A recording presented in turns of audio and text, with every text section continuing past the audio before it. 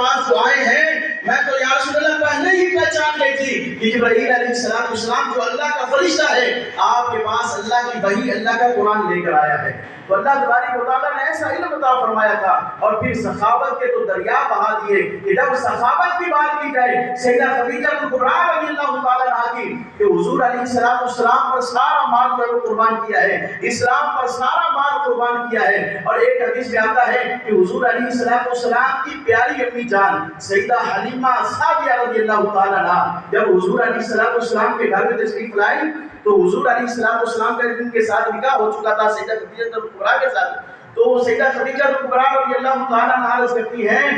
آپ حضور کی ماں بھی ہیں اور میری بھی ماں لگتی ہیں، آپ جتنی دیر چاہیں آپ اس گھر میں رہ سکتی ہیں، ہم آپ کو اجازت دیتے ہیں، آپ جتنی دیر رہیں، 1 سال رہنا چاہتے ہیں، 2 سال رہنا چاہتی ہیں، ہم آپ کو اجازت دیتے ہیں کہ آپ حضور علیہ السلام کے گھر میں رہ سکتی ہیں۔ لیکن آج ہم اپنے اوپر غور کریں، جب ہمارے والدین گھر آتے ہیں تو ہمیں کیا ہوتا ہے؟ ہم تو پریشان ہو جاتے ہیں، ابا آ گیا ہے تو گھر میں لڑائی ہو جائے گی، ابا آ گیا ہے یا اماں آ گئی ہے تو بچے کھیلیں گے، اماں ابا ڈانٹیں گے اور بھائی کیا کہے گی؟ ہمارے حالات ایسے ہو چکے ہیں کہ ہم پریشان ہو جاتے ہیں کہ اماں ابا گھر میں آ گئے ہیں۔ لیکن سیدہ خدیجہ کبریٰ رضی اللہ تعالیٰ عنہا جب حضور صلی اللہ علیہ وسلم کی والدہ حضور علیہ السلام کے پاس آئی تو خوش ہوئی اور عرض کیا کہ اماں جان آپ جتنی دیر یہاں پر رہنا چاہتی ہیں آپ کو اجازت ہے۔ اور سیدہ حلیمہ سعدیہ رضی اللہ تعالیٰ عنہا کم و بیش 1 مہینہ حضور علیہ السلام کے پاس رہی، اور پھر سیدہ خدیجہ کبریٰ جاتے ہوئے پتہ کیا تحفہ عطا فرمایا؟ عرض کرتی ہے اماں جان آپ کے قبیلے والے آپ کو بتا دیں گے کہ آپ اپنے بیٹے محمد کے پاس گئی تھی اور واپسی پر کیا لے کر آئی تھے،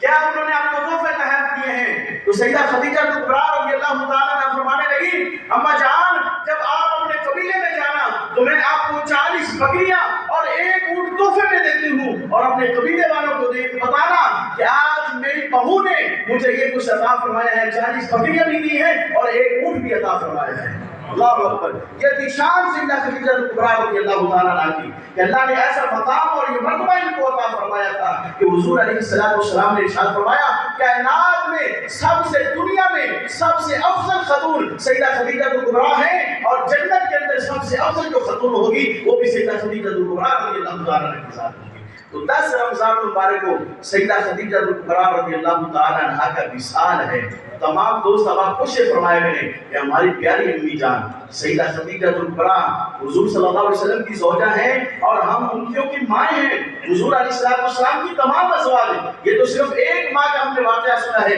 سیرت سنی ہے کہ اللہ نے ان کو یہ شان عطا فرمائی ہے، تو ہمیں ان کے ایام یاد رکھنے چاہیے، ان کے لیے سارے ثواب کا اہتمام کرنا چاہیے کہ جب یہ ایام آئے تو ان کو اپنی دعاؤں میں یاد رکھا کریں کہ یا اللہ